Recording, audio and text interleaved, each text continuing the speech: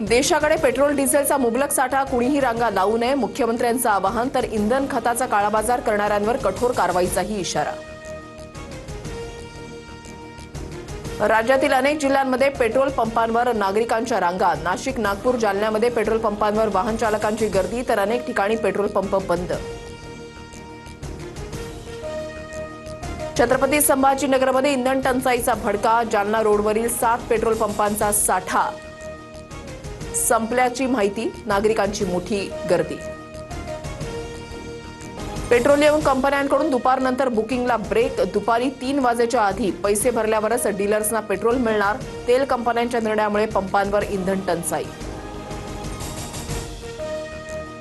कोल्हापूरनंतर आता छत्रपती संभाजीनगरमध्ये इंधनावर लिमिट. दुचाकीला 200 तर 4 चाकीला 2000 रुपयांचं इंधन मिळणार.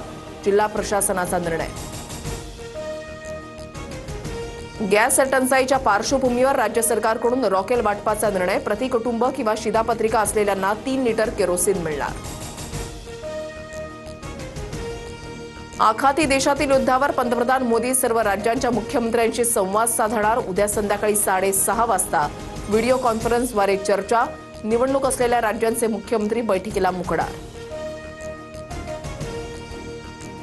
नागपूरच्या पोद्दारेश्वर राम मंदिरामध्ये उत्सव मूर्ती रथामध्ये विराजमान. मुख्यमंत्री फडणवीसांनी ओढला रामरथ. शोभायात्रेमध्ये रामनामाच्या जयघोषात नागपूर नगरी दुमदुमली. रामनवमी निमित्त मुंबईच्या आझाद मैदानावर भव्य ड्रोन शोचं आयोजन. तब्बल 2000 ड्रोनच्या माध्यमातून आकाशात इतिहासाची, परंपरेची तेजस्वी छाप उमटली.